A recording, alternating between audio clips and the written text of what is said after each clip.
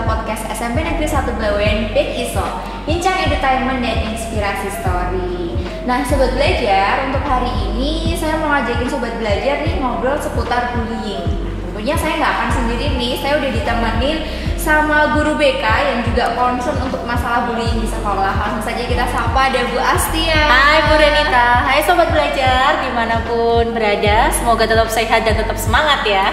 Oke, Bu Astia, hari ini nih pokoknya saya ngundang Bu Astia khusus nemenin saya ngobrol seputar bullying. Oke. Nah, sebelum kita ngobrol lebih lanjut nih Bu Asti, kita perlu nih ngasih pemahaman ke Sobat Belajar yang ada di rumah. Sebenarnya apa sih yang dimaksud dengan bullying ini? Oke, ya. Jadi gini, bullying itu sebenarnya suatu situasi atau kondisi di mana terdapat penyalahgunaan kekuatan atau kekuasaan yang dilakukan oleh seseorang atau sekelompok orang secara terus-menerus. Ya, jadi itu ya garis tebelnya nih. Berarti penyalahgunaan kekuatan atau kekuasaan. Oke. Berarti kalau yang namanya bullying ini pasti ada pihak korban dan pihak pelaku. Betul. Untuk bisa dikatakan sebagai korban atau pelaku dari bullying ini ada kriterianya nggak sih Bu? Iya, jadi untuk pelaku itu sendiri biasanya adalah orang yang memiliki kekuatan atau kekuasaan baik secara fisik, secara psikologis, secara ekonomi maupun sosial. Sedangkan untuk pelaku adalah pihak-pihak yang tidak bisa melawan atau mempertahankan diri karena mereka lemah secara fisik atau psikologis atau sosial bahkan ekonomi. Gitu. Nah itu untuk korban dan juga pelaku dari bullying. Nah Bu Asti, kadang nih kita kan dalam keseharian suka bercanda nih sama teman. Iya, benar. Kadang nih candaan kita nggak tahu nih batas candaan kita yang masuk ke bullying sama yang candaan-candaan biasa ini yang seperti apa. Jadi perlu nih Bu Asti kasih tahu ke kita nih macam-macamnya bullying ini sebenarnya yang gimana Bu? Iya. Jadi menurut para ahli itu ada 6 kategori ya, 6 kategori tindak bullying. Yang pertama itu kontak fisik secara langsung, kontak verbal secara langsung, kontak non verbal secara langsung, kontak non-verbal secara tidak langsung, pelecehan seksual, dan yang terakhir yang sekarang baru ngetren yaitu cyberbullying. Oke, kita bahas satu-satu mulai dari kontak fisik secara langsung. Nah, iya. Kalau untuk kontak fisik secara langsung nih Bu Renita, itu adalah tindakan yang gampang teridentifikasi karena ada kontak secara langsung gitu ya antara pelaku maupun korban. Contoh tindakannya adalah memukul, lalu menjegal, meninju, menjambak, menendang, lalu ada juga apalagi ya, pokoknya yang berbau fisik gitu ya, menarik, mencakar itu juga. Oke, itu yang kontak fisik langsung kita bisa mudah mengidentifikasi karena ada bekasnya gitu. Betul. Ya. Nah kalau yang kategori verbal secara langsung ini yang seperti apa? Oke, untuk verbal secara langsung itu lebih kepada kata-kata. Gitu, kata-kata yang ditujukan kepada korban, misalnya mengejek, menghina, memaki, lalu, nah ini juga sering nih menyebut namanya tidak sesuai namanya. Jadi gimana ya? Pernah nggak Bu Renita kayak gitu? Sering, terutama ini dulu waktu zaman-zaman SD sih kebanyakan ya. SMP mungkin juga iya. Biasanya kan ada nih kalau kita nyebut teman kita dengan nama panggilan bapak, gimana nama bapaknya? Iya. Atau mungkin dengan menyebutkan ciri fisik yang menonjol, pangdut, gitu. Pangdut gitu ya, ting ting ting gitu. Saya dulu ting, gitu karena kritik. Ya itu sudah termasuk tindak bullying verbal. Oke. Gitu. Ada lagi? Iya. Kalau yang non-verbal nih Bu Renita, yang non-verbal tapi secara langsung. Kalau non-verbal secara langsung di sini lebih gestur tubuhnya. Jadi gestur tubuh kita itu sebenarnya bisa mengintimidasi seseorang. Contohnya memandang secara sinis, lalu menjulurkan lidah, memalingkan muka, lalu memasang tatapan benci atau tidak suka. Itu juga bisa masuk ke tindak bullying. Terutama jika si pihak korban ini merasakan dampak ya. Betul. Kalau misalnya mau natap sinis tapi si pihak lainnya biasa-biasa aja ya udah gitu. Tapi sayangnya gini Bu Renita, ini menjadi keprihatinan kita semua yang concern di bidang anti bullying bahwa sayangnya sekitar kita itu malah memberi contoh. Gitu. Jadi coba deh dilihat di sinetron. Ya, di sinetron itu pasti ada pihak yang kuat memandang sinis gitu ya terhadap pihak yang lemah. Itu sudah pasti ada. Bener-bener banget, apalagi nih jam-jam tayangnya ini jam yang bebas diakses sama anak-anak. Betul. Itu yang nonverbal langsungnya. Ya. Berarti untuk kategori yang lain ada nonverbal yang tidak langsung. Tidak langsung. Untuk nonverbal tidak langsung di sini berarti tidak langsung menjurus ke korbannya. Jadi lebih seperti dia itu memprovokasi. Gitu, atau memanipulasi persahabatan. Jadi misalnya dalam satu grup, satu geng ada satu orang yang tidak suka mempengaruhi teman lainnya untuk mengucilkan seseorang. Itu juga termasuk tindak nonverbal ya, termasuk tindak bullying juga. Terus sarkasme juga. Nyindir tapi menusuk ya, aja gitu ya. Betul. Apalagi ini kan mungkin di tempat kita ini usia-usia anak SMP ya yang seringnya mereka bermain dalam sebuah grup. Iya, betul. Maka sering terjadi. Oke. Untuk yang selanjutnya ada pelecehan seksual. Iya. Nah, untuk pelecehan seksual nih Bu Asti, perlu banget kita kasih tahu untuk sobat belajar, entah itu orang tua atau mungkin anak-anak kita, untuk benar-benar paham nih pelecehan seksual yang seperti apa sih yang bisa kita anggap sebagai bullying yang masih bisa didampingi, atau justru pelecehan seksual itu sudah masuk ke ranah kriminal. Iya, jadi gini, untuk yang pelecehan seksual itu sebenarnya ada yang fisik maupun verbal, gitu ya. Kalau untuk yang langsung akan kita alihkan ke pihak yang berwenang itu adalah contohnya nih ya, memaksa untuk berhubungan seksual alias memperkosa. Lalu kemudian contohnya lagi yang menyebarkan video pornografi ataupun porno aksi itu juga sudah masuk ke ranah pihak yang berwenang. Lalu untuk yang bisa dikategorikan dalam pendampingan dan pembinaan itu contohnya yang fisik adalah misalnya gini, seseorang memegang anggota tubuh orang lain gitu ya, memegang anggota tubuh orang lain, dan saya memahamkan kepada anak-anak semua bahwa tidak boleh ada yang memegang anggota tubuh ya, seperti payudara, pantat maupun kemaluan gitu. Lalu untuk yang verbal, pelecehan seksual verbal itu termasuk catcalling. Jadi misalnya Brenita jalan di kerumunan orang gitu ya, terus tiba-tiba ada yang nyulin gitu, cewek gitu. Gimana coba kalau gitu? Iya, kalau gitu takut ya. Pertama respon kita pasti takut. Apalagi kita perempuan. Iya. Respon selanjutnya pasti kita merasa nggak nyaman. Iya betul. Jadi itu sudah termasuk tindak bullying juga. Nah, dan mungkin Bu Asti juga perlu kita ingatkan ke sobat belajar, khususnya anak-anak nih, bahwa yang namanya pelecehan seksual itu tidak melulu antara laki-laki dan perempuan. Iya, bahkan ke sesama jenis pun juga bisa. Gitu. Itu tadi untuk macam-macamnya ya, ternyata dekat banget sama keseharian kita.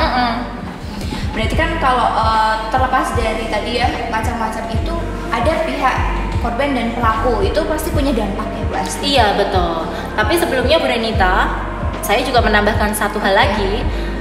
Karena sekarang itu kita lebih sering menggunakan media sosial, maka muncul juga bullying yang baru, yaitu cyberbullying. Oke, nah ini nih yang justru sering terjadi tapi kita luput untuk memperhatikan. Iya, makanya banyak yang terlewatkan gitu. Ini harus digarisbawahi juga bahwa cyberbullying ini adalah tindak bullying yang menggunakan media sosial atau alat komunikasi. Contohnya kita tidak suka sama seseorang, kita membuat status untuk nyindir, lalu kita mengancam mereka dengan spam gitu ya, spam chatting atau DM kayak gitu. Atau bahkan kita memberikan komentar di konten-konten orang gitu yang bisa menyebabkan terintimidasi, itu masuk ke cyberbullying. Ya, ini dan banyak juga nih ya. Atau malah mungkin justru nih dari sobat belajar ada yang secara nggak sadar nih justru jadi pelaku. Iya. Terutama terkaitan dengan tadi ada hate comment di media sosial, Instagram, kemudian YouTube. Iya. Ngeri dong. Iya. Dampaknya sebenarnya apa sih Bu untuk bullying ini? Iya, kalau untuk dampak sebenarnya baik korban maupun pelaku memiliki dampak yang sama. Hanya kadarnya saja yang berbeda. Jadi di sini ada dampak fisik. Dampak fisik ini dampak yang gampang kita lihat gitu. Misalnya nih Nah, untuk sobat belajar yang berprofesi sebagai guru maupun usia-usia yang memiliki putra, coba deh dilihat.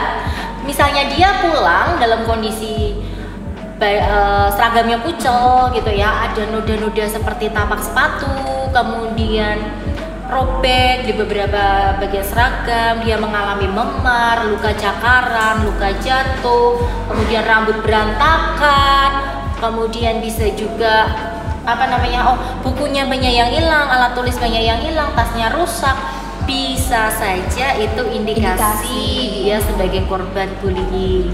Gitu.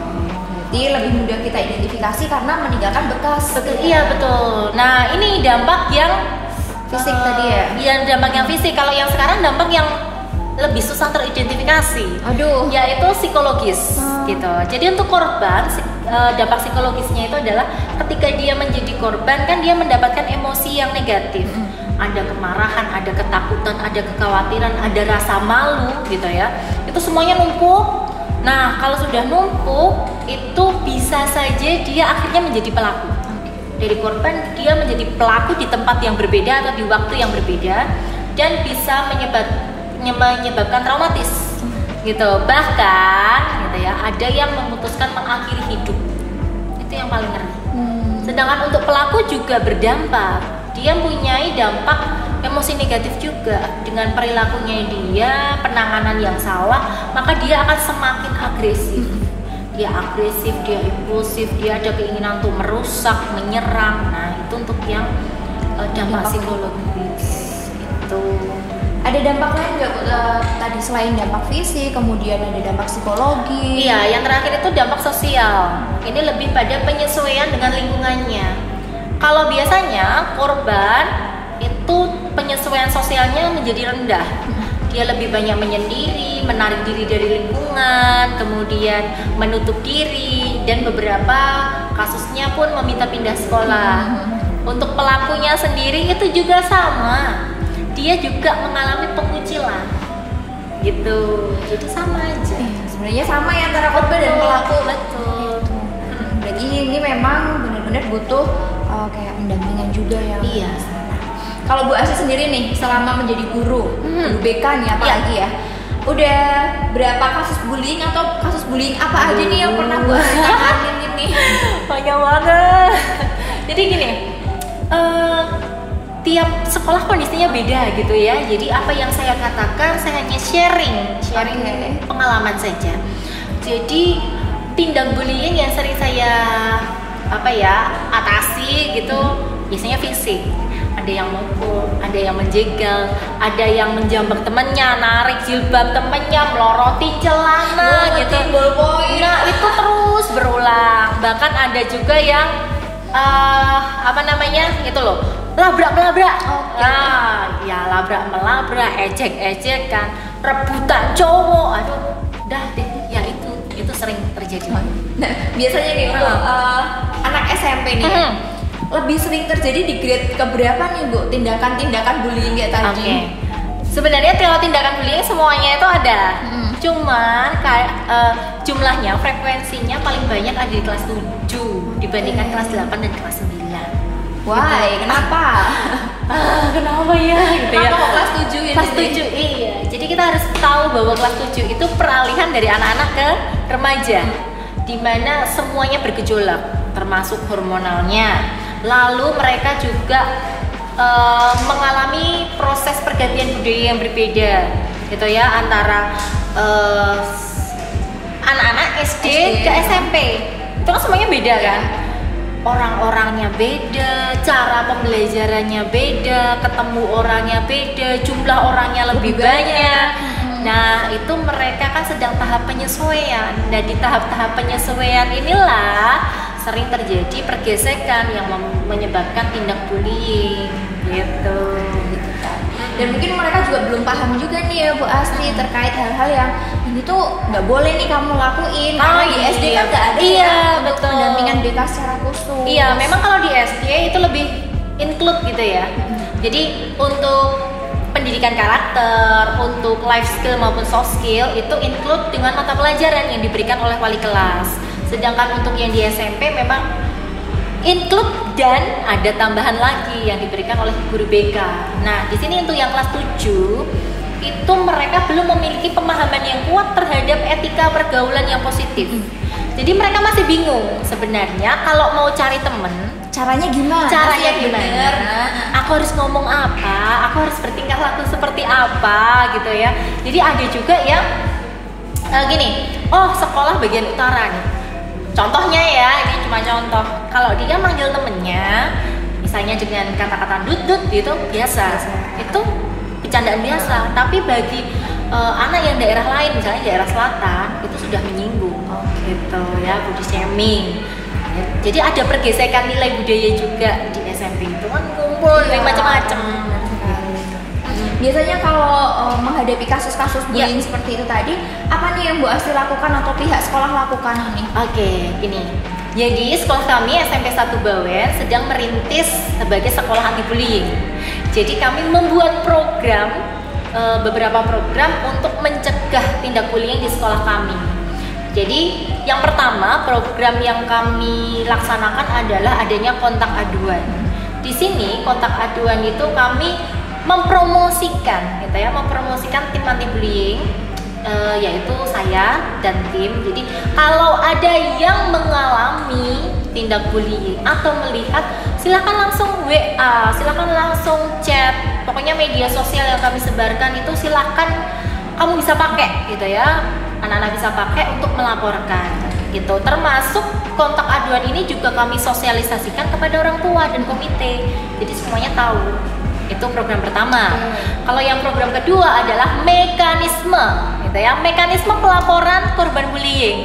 Mungkin di sekolah lain yes pokoknya korban bullying taruh BK gitu selesai gitu ya. Enggak. Kalau di tempat kami siswa, guru dan orang tua harus berperan aktif gitu. Karena ada mekanismenya. Yang pertama, pelapor itu silakan bercerita kepada boleh guru yang dianggap dekat, boleh wali kelas ataupun guru BK langsung. Jika di sekolah tidak berani, ada orang tua, silakan bercerita kepada orang tua karena orang tua nanti berkoordinasi dengan guru juga. Jadi nanti berkoordinasi, kita dapat laporan, kemudian kita tangani. Karena dari pelaporan itulah kita bisa menentukan mau didampingi, dibina, atau dialihkan gitu. Jadi kalau misalnya kita mendapatkan laporan, kita panggil korban, kita panggil pelakunya. Kita mau tahu versi mereka. Lalu guru BK akan menawarkan diri sebagai mediator. Apakah gitu ya? Apakah dengan dimediasi ini sudah selesai, sudah memunculkan suatu solusi? Jika sudah maka dicukupkan sekian. Dianggap selesai tetapi ada pendampingan dan pembinaan. Ini jangan lupa loh ya. Sobat belajar juga itu pendampingan dan pembinaan. Jadi setelah diselesaikan masalahnya 2 atau 3 hari kita kontrol. Kita dampingi gimana sekarang perasaannya, perilaku pelaku ke kamu kayak gimana, itu untuk korban. Sedangkan yang pelaku pun seperti itu. Sekarang perilakumu bagaimana, perasaanmu bagaimana. Jadi ada pendampingan terus. Jika dengan pihak intern, pelaku, korban, dan guru BK tidak bisa menyelesaikan masalah, maka kita akan mengundang orang tua. Kita ajak konsultasi mereka, kita dampingi juga. Jadi nanti kita panggil sendiri yang orang tua pelaku, kita panggil sendiri orang tua korban, lalu kita ceritakan lah apa yang terjadi. Gimana? Ya, oke. Biasanya nih kalau kita mau menyelesaikan masalah kan lebih enak ya, walaupun mungkin penanganannya beda-beda, tapi kan lebih enak kalau udah nih dua belah pihak kita pertemukan aja nih langsung, kan tahu nih langsung bisa ketemu udah selesai. Ini kenapa harus dipisah? Iya, harusnya simpelnya gampang ya, ketemu udah selesai gitu ya. Nggak bisa. Karena ternyata dari pengalaman ini ya, konsep bullying tiap-tiap orang tua beda. Kalau kita ketemukan langsung, bubar kantorku gitu kan, habis tuh pada gontok-gontokan di situ kan, nggak bisa. Jadi kami sendirikan, orang tua korban sendiri, kita kasih pemahaman tentang bullying, pelakunya juga sendiri kita kasih pemahaman tentang bullying, baru kita pertemukan. Mari kita duduk sama-sama, kita cari solusi yang benar. Kemudian kita dampingi putra-putri kita sehingga mereka tetap bersekolah dengan nyaman tanpa terjadi tindak bullying gitu. Wah, Tuh sobat belajar, jadi fokusnya untuk menangani kasus bullying ini ingat bukan sebuah hukuman, iya tapi betul. adalah pendampingan. Betul. Wah, luar biasa sekali nih, Iya. pasti sudah dikasih tahu banyak hal tentang bullying. Jadi semoga untuk sobat-sobat belajar yang ada di rumah ini jadi benar-benar paham nih tentang bullying. Betul. Ya yang pasti saya juga berpesan lebih baik mulai dari sekarang kita aware dengan apa yang kita katakan, apa yang kita lakukan. Jika kita tidak ingin diperlakukan seperti itu, ya kita jangan memperlakukan orang lain seperti itu juga. Tuh diingat-ingat, filter diri baik ucapan maupun tindakan di dunia nyata dan juga di dunia maya. Terima kasih sekali loh Bu Asti. Sama-sama Bu Renita. Dan terima kasih juga Bu Asti sudah mau concern untuk masalah bullying khususnya di sekolah. Ya. Oke, untuk sobat belajar semoga apa yang sudah tadi saya obrolkan sama Bu Asti nih bisa sama-sama kita ambil manfaatnya. Ya. Stop bullying, mari kita wujudkan student building. Wassalamualaikum warahmatullahi wabarakatuh. Bye.